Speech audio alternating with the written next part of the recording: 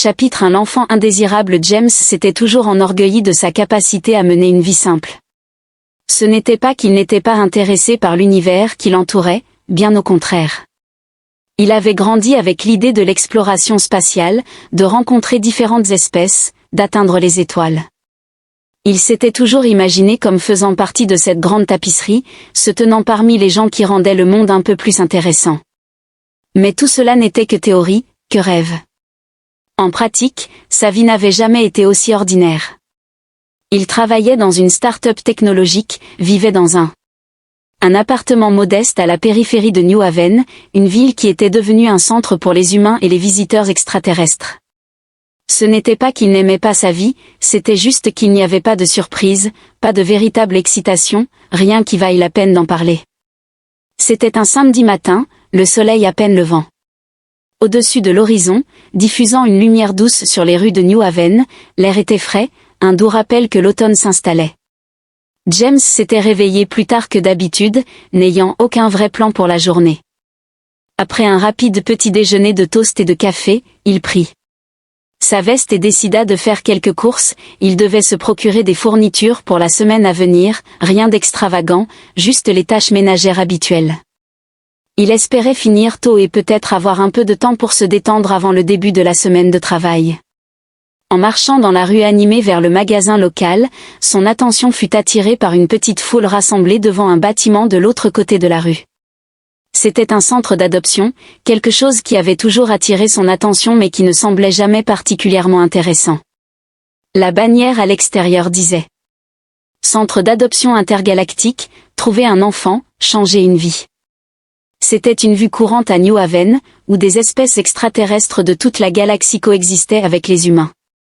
James avait toujours supposé que les enfants dans ces centres étaient comme ceux qu'il avait vus aux nouvelles, des enfants extraterrestres abandonnés à cause de la guerre ou déplacés par un événement malheureux.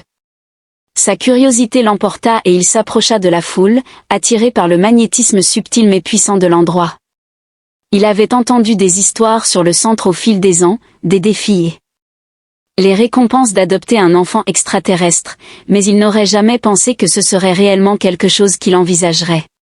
L'idée d'adopter un enfant, encore moins un extraterrestre, lui semblait étrangère. Ce n'était pas un homme de famille, il n'était même pas sûr d'avoir la capacité émotionnelle de s'occuper de la vie de quelqu'un d'autre, encore moins d'une vie si radicalement différente de la sienne. Mais en s'approchant, il remarqua quelque chose qui lui serra l'estomac à la fois de confusion et de pitié. Là, devant les grandes fenêtres en verre du centre, se trouvait un berceau, une petite capsule transparente. Structure qui tenait un enfant, un bébé pour être plus précis, et cet enfant était un lik à knitting et à des versines. Ce n'était pas les yeux bien qu'ils soient grands, brillants et d'une forme extraterrestre, ce n'était pas le motif étrange de sa peau qui semblait changer entre des teintes de violet et de vert, ni les membres frêles qui ne semblaient pas vraiment correspondre à son petit corps. Non, c'était le sens inconfondable d'étrangeté qui émanait de lui, une présence qui semblait ne pas appartenir à ce monde ou à aucun autre monde d'ailleurs. Le visage du bébé était tordu d'une manière presque grotesque, ses traits étaient asymétriques avec des angles aigus et des protubérances là où ils ne devraient pas être, son petit corps était un patchwork de biologie extraterrestre étrange, un mélange d'audité qui ferait reculer la plupart des humains dans l'inconfort. Il n'était pas beau de la manière dont les humains pensent à la beauté, il n'était ni mignon ni innocent, il était, en un mot, laid. Et pourtant, alors que James fixait l'enfant, une vague d'émotions inexplicables l'envahit, il ne savait pas ce que c'était, était-ce de la pitié, de la curiosité, l'étrange. Un sentiment inébranlable que c'était un moment qui changerait sa vie pour toujours. Le bébé alien avec ses petites caractéristiques tordues était entouré d'autres, un petit groupe d'humains et d'aliens qui étaient venus voir les enfants disponibles à l'adoption. La plupart d'entre eux se tenaient un peu plus loin, leur expression tendue, évitant tout contact avec l'enfant. Personne ne semblait vouloir s'approcher trop près, c'était comme si la simple vue du bébé suffisait à provoquer de l'inconfort. Voire du dégoût. L'alien était tout simplement trop différent, trop étrange, il ne pouvait pas dépasser.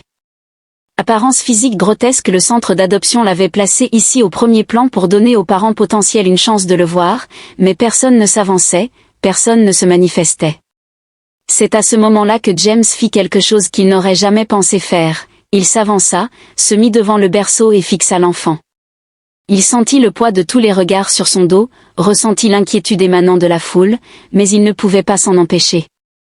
Il ne savait pas pourquoi, mais quelque chose en lui le poussait à rester près de l'enfant. Le regarda avec ses grands yeux fixes et pendant un bref instant, le monde sembla ralentir. Il y avait une connexion, une étrange compréhension tacite entre eux. « Tu ne vas pas le laisser, n'est-ce pas ?» demanda une voix derrière lui. Il se retourna pour voir une femme âgée, l'une des travailleuses du centre d'adoption, le regardant avec un air évaluateur. « Je ne prévoyais pas, » répondit James, presque incertain, sa voix se perdant. Il ne savait pas pourquoi il avait fait un pas en avant, pourquoi il ne pouvait pas détourner les yeux du bébé. Raison logique pour cela, il ne savait même pas s'il était qualifié pour adopter, mais il y avait quelque chose chez cet enfant étranger, dans son absolue différence inflexible, qui éveillait quelque chose en lui. « Tu sais, » dit la femme en s'approchant, « cet enfant est ici depuis des mois, personne ne veut l'adopter, les autres enfants, eh bien, ils sont plus acceptables, on pourrait dire, mais celui-ci, il est trop différent, trop laid pour que la plupart des gens le regardent, encore moins sans. » James ressentit une douleur de quelque chose, peut-être de la culpabilité, de la tristesse, peut-être les deux, je ne sais pas ce que c'était. Ça doit être ce qu'il ressentait, dit-il presque pour lui-même. La femme hocha tristement la tête. Personne ne prend même la peine d'essayer, c'est trop étrange. James se tenait là, fixant le bébé. Il pouvait voir la solitude dans ses yeux, l'isolement, le désespoir de quelqu'un qui s'occupe de lui. Malgré à quel point il semblait différent de tous les autres enfants dans la pièce, il ne méritait pas d'être abandonné, aucun enfant ne le méritait. L'injustice de cela pesait lourdement sur sa poitrine. Il n'avait pas toutes les réponses, il n'était pas une personne parfaite, mais il savait une chose, quelqu'un devait agir, quelqu'un devait donner une chance à cet enfant. Il prit une profonde inspiration, sa voix ferme mais incertaine. « Je vais l'adopter. » La femme le regarda, les sourcils levés. « Es-tu sûr ? Ce n'est pas facile, tu sais, ce genre de choses n'est pas fait pour tout le monde. » James avala, il ne savait pas ce qu'il faisait mais il savait ce qu'il ne pouvait pas faire, s'en aller. « Je le ferai. » James se tenait là, le cœur battant dans sa poitrine. Il avait pris une décision, bien que ce ne soit pas une décision qu'il s'était jamais imaginé prendre.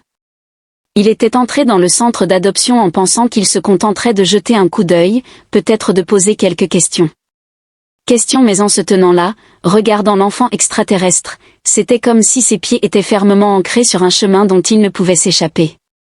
Il y avait quelque chose chez Cora, laid, grotesque, abandonné, qui lui parlait à un niveau plus profond qu'il n'aurait pu anticiper.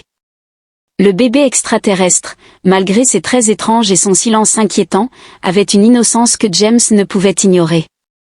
Ses grands yeux clignaient lentement comme s'il le regardait, l'analysait. Il y avait une étrange intelligence dans ses yeux, une compréhension silencieuse comme s'il savait exactement à quel point il était différent des autres enfants et pendant un moment, James ne put s'empêcher de ressentir de la pitié pour la petite créature abandonnée et non aimée par tous ceux qui l'avaient précédée.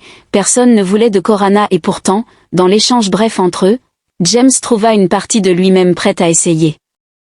La travailleuse sociale Mera se tenait toujours à ses côtés, ses yeux scrutant le visage de James comme si elle cherchait un signe d'hésitation. À ses côtés, ses yeux scrutaient le visage de James comme s'il cherchait un signe d'hésitation. Il était clair qu'elle ne s'attendait pas à ce qu'il prenne le bébé. Le centre était déjà ouvert depuis un certain temps et les autres qui étaient venus voir les enfants aliens avaient évité le couronnement. Ce n'était pas surprenant. Corana était différente, sa peau modelée dans des teintes de violet et de gris, ses membres longs et grêles, et son visage portant des traits asymétriques qui étaient loin des normes humaines. Sa forme, bien que indéniablement extraterrestre, irradiait un étrange charme surnaturel, mais cela ne suffisait pas à encourager les gens à l'adopter. Il y avait une dure vérité sur le monde dans lequel il vivait.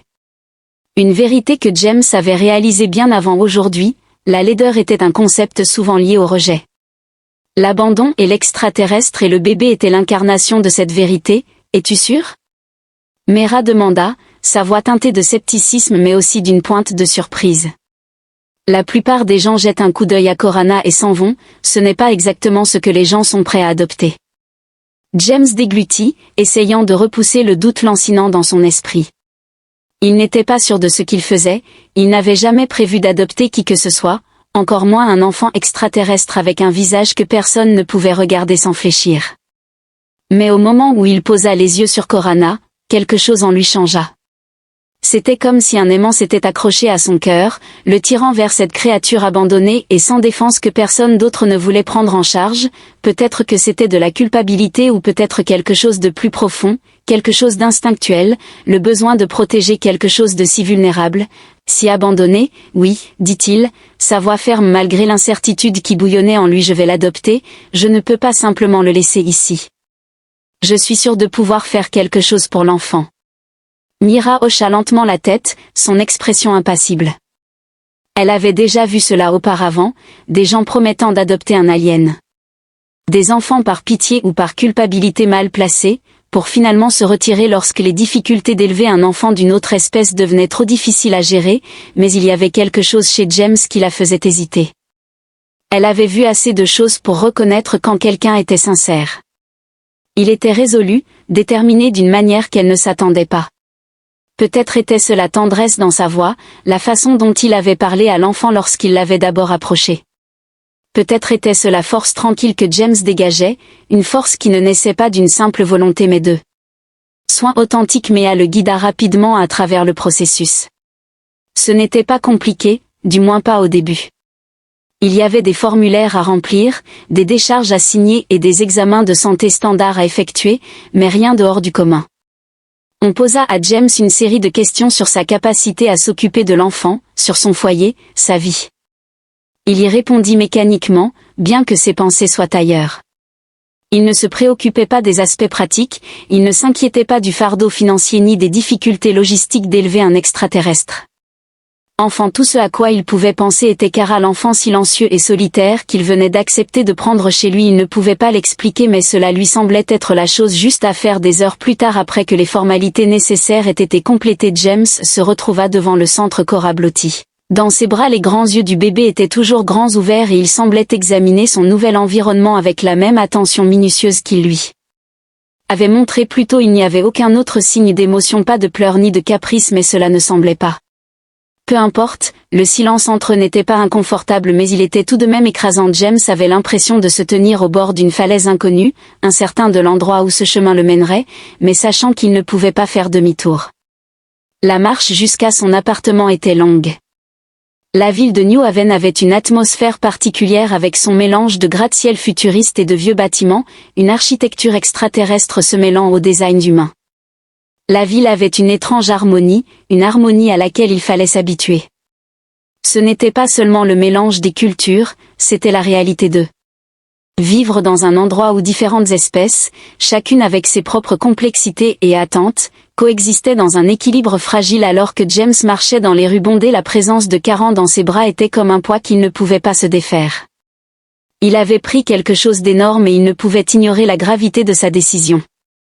Quand ils arrivèrent enfin à son appartement, James ne savait pas quoi faire ensuite.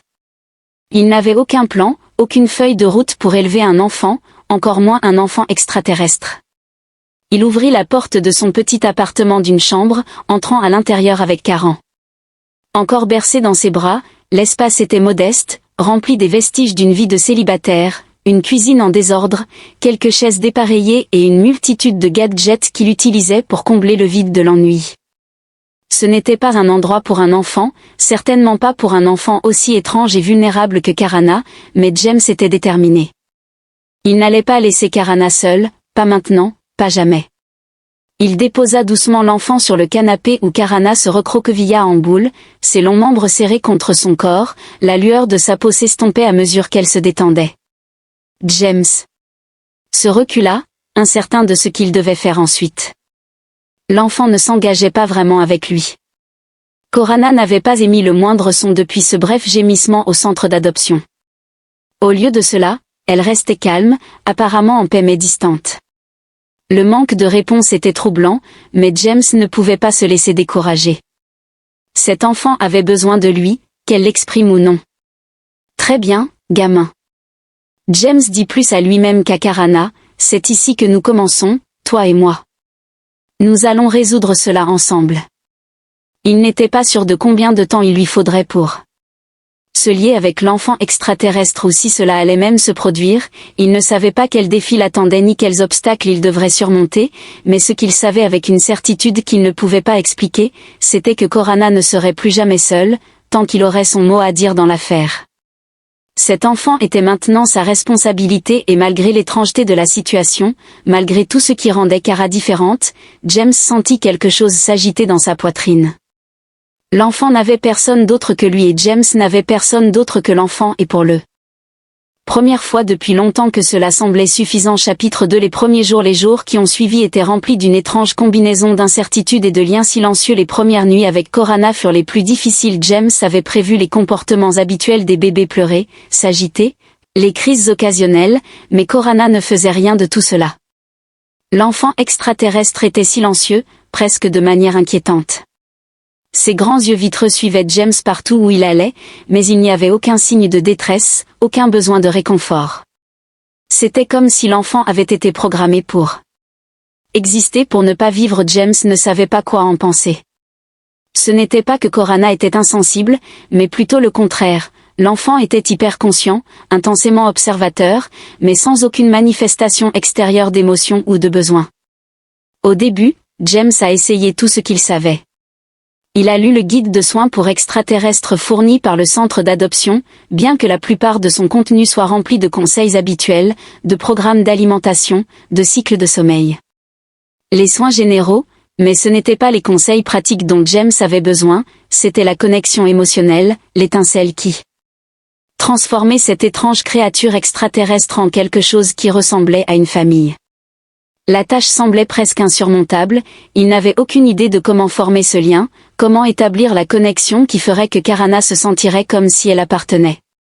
Mais c'était son défi maintenant, il avait choisi ce chemin, pour le meilleur ou pour le pire. Chaque jour, il essaierait quelque chose de nouveau, il s'asseyait à côté de Corana sur le canapé, lui parlant comme si elle pouvait comprendre chaque mot. Il jouait avec des jouets, des blocs en plastique, des formes de toutes les couleurs, des choses qui semblaient assez simples pour déclencher une réaction. Une sorte de réaction parfois. Corana tendait ses longs doigts squelettiques pour effleurer les jouets, mais ce n'était jamais l'enthousiasme que James espérait, c'était distant, mesuré, comme si Corana ne faisait que jouer le jeu. Il y avait de petites victoires cependant. Une soirée après plusieurs jours d'échecs, Corana laissa échapper un doux bruit de couinement alors que James lui caressait doucement les cheveux, un bruit étrange et faible qui semblait vibrer au plus profond de sa poitrine. Ce n'était pas grand-chose, mais c'était un progrès. À ce moment-là, James ressentit une lueur de quelque chose d'inexprimé. Connexion, peut-être que ce n'était pas le genre de lien qu'il avait imaginé, mais il était là, un petit fil le reliant à l'enfant qu'il avait choisi de prendre soin. Malgré les progrès limités, James a commencé à se sentir plus à l'aise dans son nouveau rôle. Il a commencé à comprendre que Corana n'était pas comme n'importe quel enfant qu'il avait rencontré auparavant. Ce n'était pas humain et ne répondrait pas aux méthodes humaines. Sa nature extraterrestre exigeait de la patience, de la flexibilité et une volonté d'apprendre. Chaque jour semblait être un pas en avant, même s'il était invisible. Et même si Corana n'était pas ouvertement affectueux, James commença à comprendre ses manières silencieuses. L'enfant ne le faisait pas par choix, il ne savait tout simplement pas être autrement. Un soir, alors que James était assis dans le salon en lisant un livre, Corana se glissa à côté de lui et tapota doucement la page du livre avec un long doigt. Ce n'était ni une demande ni une requête, c'était un simple geste, mais cela surprit James. Il regarda l'enfant dont les yeux étaient grands ouverts, se concentrant intensément sur les pages du livre. Lentement, il abaissa le livre à la hauteur de Corana. Regardant l'enfant alors qu'il tendait la main et tournait doucement les pages avec ses longues mains délicates, il y avait quelque chose de presque serein dans la façon dont il interagissait avec le livre, comme s'il essayait de comprendre son contenu, essayant d'absorber le monde qui l'entourait. À ce moment-là, James ressentit une connexion. Pas une connexion de mots, pas une connexion d'affection humaine, mais une compréhension plus profonde. Coran n'était pas simplement une page blanche, un enfant sans but, c'était un être avec sa propre manière d'apprendre, sa propre manière d'être, et James commençait à réaliser qu'il n'avait pas besoin de changer ce qu'il n'avait pas besoin de faire pour que Cora soit quoi que ce soit, tout ce qu'il avait à faire était d'être présent pour l'accepter telle qu'elle était. Cette nuit-là, alors qu'il se mettait au lit, il laissa la lumière allumée dans le salon pour Corona. L'enfant avait déjà commencé à former une étrange routine à elle, restant souvent éveillé pendant des heures à observer silencieusement tout ce qui se trouvait sur son chemin. James n'était pas sûr qu'elle dorme vraiment, mais il respectait le rythme que Corona avait créé pour elle-même. Avec le temps, James apprit à accepter les bizarreries du comportement de Karen, ce n'était pas l'enfant qu'il avait imaginé ni l'enfant qu'il s'était attendu à élever, mais c'était l'enfant qu'il avait choisi. D'une certaine manière, cela l'avait forcé à arrêter de fuir la vie, à arrêter d'éviter le désordre qui accompagnait les relations et les responsabilités. Un matin, plusieurs semaines après le début de leur nouvelle vie ensemble, James se réveilla tôt pour trouver Karana assise par terre, regardant par la fenêtre. La lumière du soleil filtrée à travers les stores projetait des ombres douces dans la pièce. James observa silencieusement depuis l'embrasure de la porte, ne voulant pas troubler la paix qui semblait émaner de l'enfant. Karana ne bougeait pas, ne gigotait pas comme la plupart des enfants le feraient, elle était simplement là, existant dans l'instant présent. Et pour la première fois depuis l'adoption, James ne ressentait pas le besoin de combler le silence, il n'avait pas besoin de forcer l'interaction. Au lieu de cela, il laissait simplement le moment respirer, laissant Karana exister dans son propre espace, tandis qu'il observait tranquillement de loin. C'est alors que James réalisa que son rôle n'était pas de façonner Karana en quelque chose de plus normal, ce n'était pas de forcer l'affection ou la connexion, c'était simplement de permettre à Karana exister pour être l'encre dont l'enfant avait besoin pour offrir de la stabilité dans un monde imprévisible et cruel. Coron n'avait pas besoin de se conformer aux attentes humaines, il avait besoin de compréhension, il avait besoin de temps et James était prêt à donner les 2 chapitres 3 briser le silence qui avait caractérisé les premiers jours de leur relation commença à s'estomper lentement comme la fonte d'un lac gelé, les yeux de R, autrefois lointains et impénétrables, commencèrent à s'adoucir et les petits gestes qui semblaient si robotiques furent remplacés par quelque chose. Plus de gestes, de regards, de sons authentiques. Ce n'était pas une transformation rapide mais c'était perceptible au début. James pensait qu'il l'imaginait, il pensait peut-être que c'était juste un espoir, le fait que Corona commençait à lui faire confiance, mais au fil des semaines, il est devenu clair que quelque chose changeait un soir. Alors que James préparait le dîner, il sentit une petite traction sur son pantalon. Surpris, il se retourna pour trouver Karala, ses doigts maigres agrippant ses vêtements. Pendant un moment, ils se sont juste regardés. Karane faire un bruit mais le regard dans ses grands yeux était différent, plus intense, plus vivant, et puis comme si quelque chose dans le moment s'était enclenché, Karana leva ses longs bras pour entourer la jambe de James en se rapprochant de lui. James se pencha lentement, incertain de ce à quoi s'attendre, il ressentit une vague de tendresse en soulevant doucement Karana, ses mains soutenant avec précaution le corps mince et fragile de l'enfant. Il le tenait près de lui et pour la première fois, Karana posa sa tête sur sa poitrine, un petit son vibrant émanant de son sein. Ce n'était pas un cri, mais était quelque chose de clos, quelque chose qui était presque un ronronnement, comme le doux bourdonnement d'un moteur extraterrestre. C'était la chose la plus proche de l'affection que Karana lui ait montrée, et cela suffisait à remplir James d'une joie tranquille qu'il n'avait jamais attendue. Au fur et à mesure que les semaines se déroulaient, leur lien devenait plus fort. Bien que ce fût différent de tout ce que James avait jamais connu, il n'était pas le père au sens traditionnel du terme, il ne nourrissait pas ou ne guidait pas Karana à travers les étapes typiques de la vie humaine, mais il était une présence stable dans la vie de l'enfant, une source constante de soutien et la stabilité. En retour, Corana a lentement commencé à s'ouvrir, son comportement d'Ève en est moins réservé, plus connecté à son environnement et à James. Les premiers jours avaient été incertains, maladroits et remplis de doutes, mais avec le temps, James réalisa que peut-être l'enfant n'était pas le seul à devoir apprendre, peut-être, juste peut-être, on lui montrait une nouvelle façon de vivre, une nouvelle perspective sur ce que cela signifiait vraiment de prendre soin de quelque chose, de quelqu'un qui était différent. Les étranges manières extraterrestres de Curran ne semblent plus si étranges, au contraire, elles sont devenues une partie d'eux. Leur réalité partageait un monde qui commençait lentement à prendre sens. James ne savait pas ce que l'avenir lui réservait, il ne savait pas comment il allait élever un enfant extraterrestre dans un monde qui apprenait encore à accepter des êtres venus d'ailleurs, mais il savait une chose avec certitude, il n'était pas seul et Karana non plus. Ensemble, ils allaient trouver la solution, un pas à la fois, au fil des semaines. James commença à réaliser que élever un enfant extraterrestre n'était pas aussi simple qu'il l'avait espéré. Il n'y avait pas de directive claire sur la façon d'élever Coran, pas de règles établies qui expliquaient comment s'occuper d'une espèce extraterrestre si radicalement différente de l'humanité que chaque pas en avant ressemblait à un saut dans l'inconnu. Il ne pouvait pas compter sur l'expérience des autres parents car Coran n'était pas un enfant typique, il était loin d'être humain et les défis pour comprendre ses besoins ne faisaient que s'intensifier alors qu'il essayait de se rapprocher de lui. Le développement de Karan était lent, mais c'était néanmoins un progrès. James s'était initialement inquiété du comportement particulier de Coran, de son manque de communication et de ses manières étranges d'interagir avec le monde qui l'entourait. Étaient des signes de traumatisme psychologique plus profond, peut-être dû à l'abandon ou à ses origines extraterrestres mystérieuses, mais au fil du temps, James a appris que les étrangetés de l'enfant étaient simplement sa façon d'exister, un reflet de son espèce plutôt que quelque chose d'inhérently broken. Ce n'était pas une question de faire en sorte que Karan se conforme aux attentes humaines, mais de lui permettre d'avoir l'espace nécessaire pour être ce qu'il était censé être. L'une des choses les plus troublantes pour James étaient les habitudes alimentaires de Karan. La nourriture que James avait essayé de préparer, des choses comme de la purée de pommes de terre, des pâtes et des sandwichs, avaient été rencontrées avec indifférence. Il semblait que Corana était soit réticente, soit incapable de traiter la nourriture de la manière dont les humains le faisaient. L'enfant grignotait la nourriture mais ne la mangeait jamais vraiment.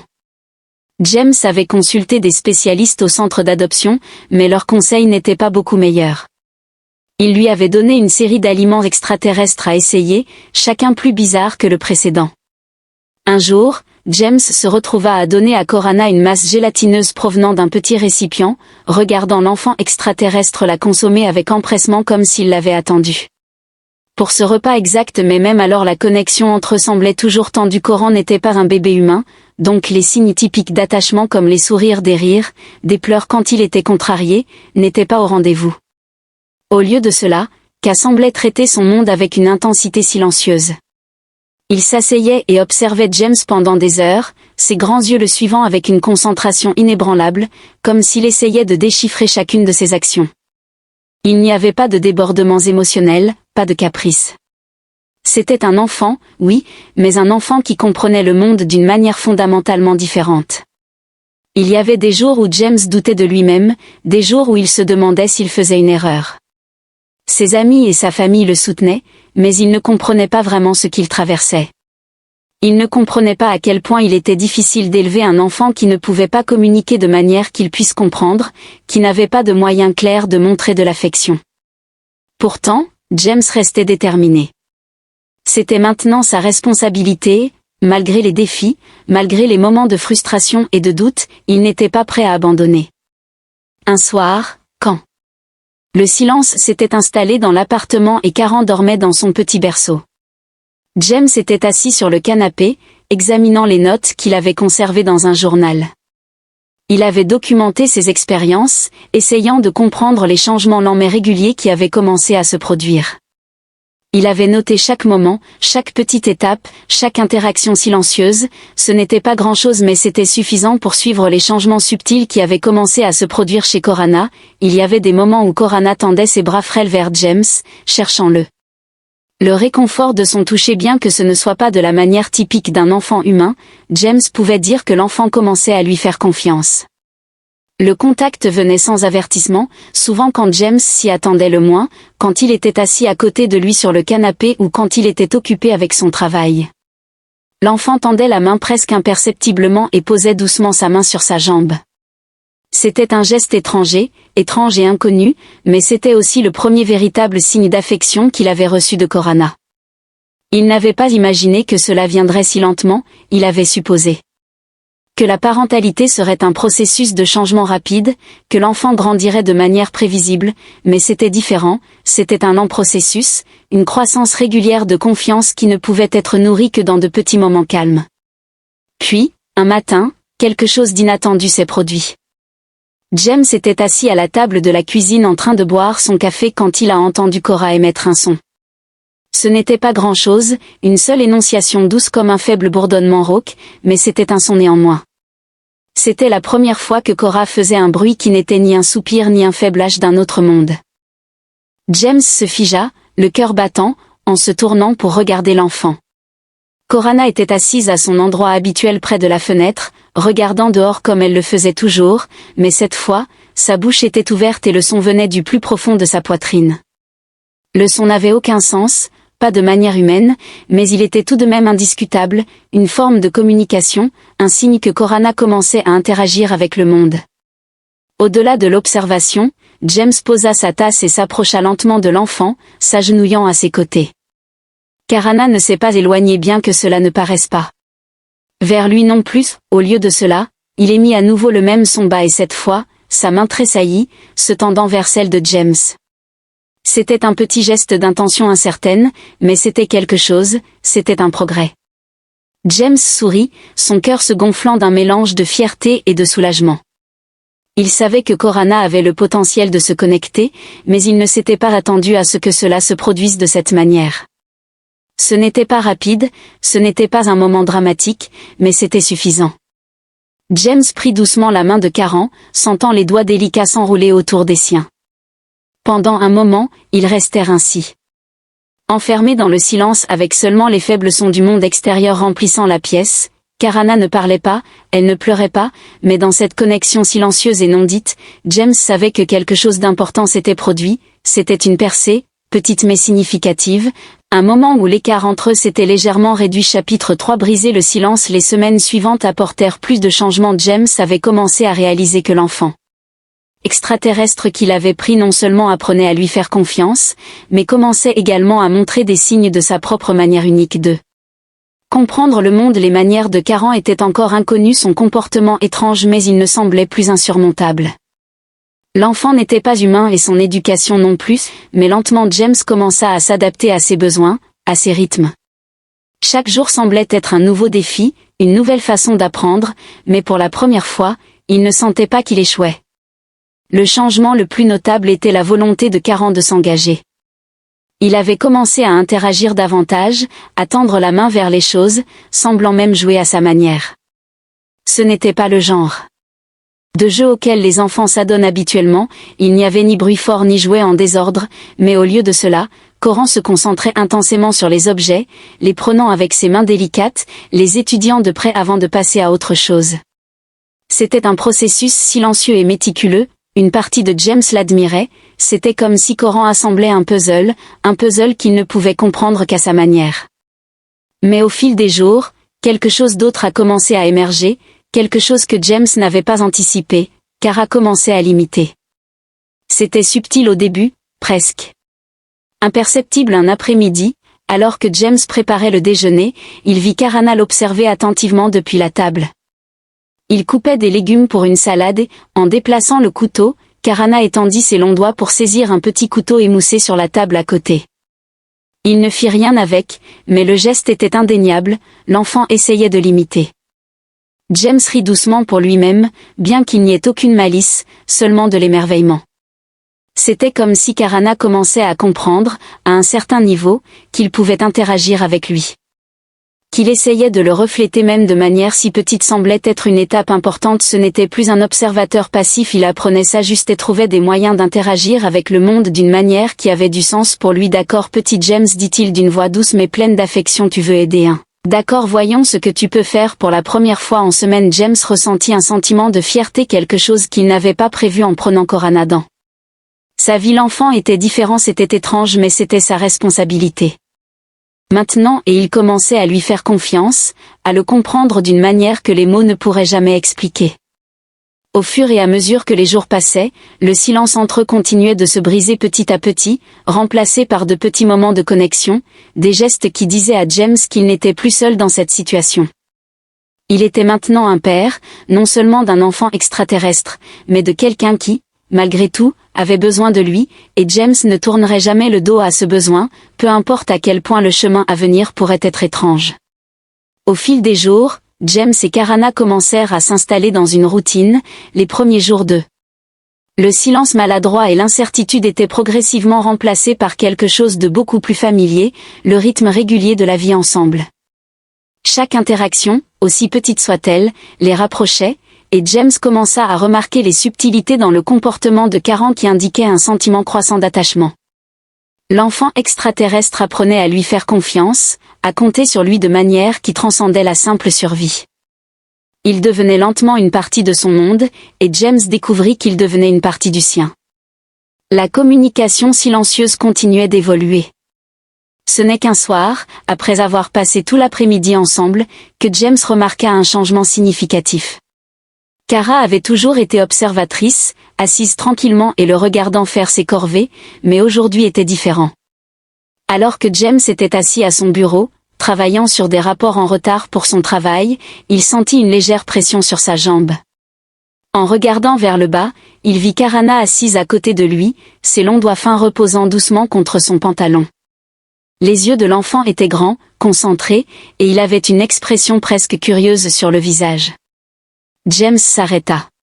Tapé, tournant toute son attention vers l'enfant extraterrestre, et « Tu veux parler ?» demanda-t-il doucement, sachant pertinemment que Corana ne pouvait pas répondre comme les humains, mais c'était un début. Les mots venaient facilement, comme s'il parlait à Kara depuis des années, comme s'il y avait eu une longue connexion tacite entre eux. Il pouvait sentir que Corana le comprenait, peut-être pas avec des mots, mais à sa manière unique. À sa grande surprise, Kara répondit non pas avec des mots, mais avec un geste qui en disait long. L'enfant extraterrestre leva ses doigts frêles. Effleurant doucement la main de James, le toucher était délicat, presque hésitant, mais il suffisait à envoyer une vague d'émotion à travers James. Il avait pris soin de Corana pendant des mois, mais ce simple geste inattendu ressemblait à une percée. Ce n'était pas le déversement d'affection dont il avait rêvé, mais c'était quelque chose de plus subtil, de plus significatif. Coran le reconnaissait à sa manière. James se pencha en arrière dans sa chaise, laissant échapper un souffle lent. « Je comprends », murmura-t-il, sa voix chargée d'émotion. « Tu n'as rien à dire, je comprends. » Quelques jours ont apporté plus de ces petits moments, chacun plus significatif que le précédent. Les interactions de Karan sont devenues plus fréquentes, il a commencé à tendre la main vers des objets avec un but, essayant d'imiter les actions de James et a même commencé à produire plus de sons. Des bourdonnements doux, des clics légers et des vibrations, c'était comme si Corana commençait enfin à communiquer d'une manière qui lui était propre. James n'était pas sûr s'il s'agissait d'une avancée dans le développement de Coran ou si l'enfant alien apprenait simplement à s'adapter à sa nouvelle vie, mais dans tous les cas, le changement était indéniable. La distance entre eux, le silence glacial qui avait autrefois marqué leur relation commençait à disparaître, il ne fallut pas longtemps avant que James ne commence à remarquer autre chose, les signes d'une connexion plus profonde. Kara commença à lui répondre davantage sur le plan émotionnel. Quand il quittait la pièce, elle le suivait, ses longs membres traînant derrière elle avec une vitesse surprenante. Si James était parti trop longtemps, Coran s'asseyait près de la porte, fixant l'extérieur avec ses yeux inexpressifs, comme s'il attendait son retour. Ce n'était pas l'attachement typique que l'on attendrait d'un enfant humain, mais cela était quelque chose qui disait à James plus que tout que Corana devenait une partie de sa vie et qu'il devenait une partie de celle de Karana. Un soir, alors que James était assis sur le canapé à regarder un vieux film, Karana s'est glissée à côté de lui et s'est assise tranquillement, son corps enroulé à côté de lui d'une manière presque protectrice. James ne dit rien au début, laissant simplement le moment s'installer. Il pouvait sentir la chaleur du petit corps de Karana contre son flanc, malgré toutes les différences entre eux, le lien tacite était clair. Karan n'était pas seulement l'enfant qu'il avait accepté d'adopter, il devenait vraiment sa famille. James murmura, « On dirait que c'est juste toi et moi maintenant, hein ?» Kara émit un son doux en réponse, presque comme un ronronnement. Ce n'était pas grand-chose, mais c'était une réponse, une connexion, et à ce moment-là, James sentit le poids de sa décision, mais cela ne lui semblait plus lourd, cela lui semblait juste. Chapitre 4, l'avenir ensemble. Au fil des mois, la vie de James commença à changer de manière qu'il n'avait jamais imaginée. Ce qui avait commencé comme une décision impulsive, un acte d'empathie, pour un enfant extraterrestre abandonné était devenu un engagement vacillant. Élever Karana n'était pas facile, il y avait encore des moments de frustration, de confusion et d'incertitude. Il y avait des jours où James se sentait dépassé, où il se demandait s'il était vraiment fait pour cette responsabilité, mais il y avait aussi des moments de clarté, des moments où le lien entre lui et Karana semblait être quelque chose d'inébranlable, quelque chose qui transcendait leurs différences. Un après-midi, alors qu'il se promenait dans le parc, Kara à ses côtés, James ne pouvait pas aider mais remarquer comment l'enfant avait changé, sa posture était plus confiante, ses mouvements plus délibérés, il ne restait plus dans l'ombre à observer le monde de loin, maintenant il marchait à ses côtés, la tête haute, ses pas un peu plus assurés, il ne survivait plus, il vivait, il avait trouvé sa place dans le monde et James aussi. D'autres personnes regardaient encore Karana avec curiosité, avec malaise. Il y avait toujours une pointe d'hésitation quand elles voyaient les membres étriqués, les proportions étranges, les yeux brillants, qui semblaient si étrangers aux sensibilités humaines. Mais Corana avait cessé d'être un objet de pitié, ce n'était plus quelque chose à éviter ou à craindre, c'était simplement un enfant qui avait été abandonné et rejeté mais qui avait trouvé un endroit où il était désiré. Alors que James regardait Karana interagir avec le monde qui les entourait, quelque chose en lui avait changé, il s'était attaché à l'enfant extraterrestre d'une manière qu'il n'avait jamais imaginée. Il n'était plus seulement le gardien de Karana, il était son père au sens propre du terme. L'enfant l'avait changé, lui avait montré qu'il y avait plus à la vie que ce qu'il avait connu auparavant. Cela lui avait appris la patience, la compassion et l'acceptation, et en retour, James avait donné à Karana quelque chose qu'elle n'avait jamais eu auparavant, un amour inconditionnel, un amour inébranlable. Ils étaient différents, oui, ils venaient de deux mondes complètement différents avec deux façons entièrement différentes de comprendre l'univers, mais dans cette différence, ils avaient trouvé quelque chose d'extraordinaire, ils s'étaient trouvés l'un l'autre. L'avenir était encore incertain, il y aurait toujours des défis, toujours des obstacles à surmonter. Mais James n'avait plus peur de ce qui l'attendait, il avait maintenant un but, il avait une famille et peu importe à quel point cela pouvait sembler étrange aux yeux du monde extérieur, c'était la sienne et celle de Karana, et ensemble ils feraient face à tout ce qui viendrait ensuite. James regarda l'enfant alien marchant à ses côtés, ses grands yeux le regardant avec confiance et affection. Karana n'était peut-être pas l'enfant qu'il avait attendu, mais c'était l'enfant qu'il avait choisi, l'enfant qu'il aimait, et en ce moment-là, alors qu'ils marchaient côte à côte, James savait qu'ils étaient prêts pour tout ce qui viendrait ensuite. Ensemble.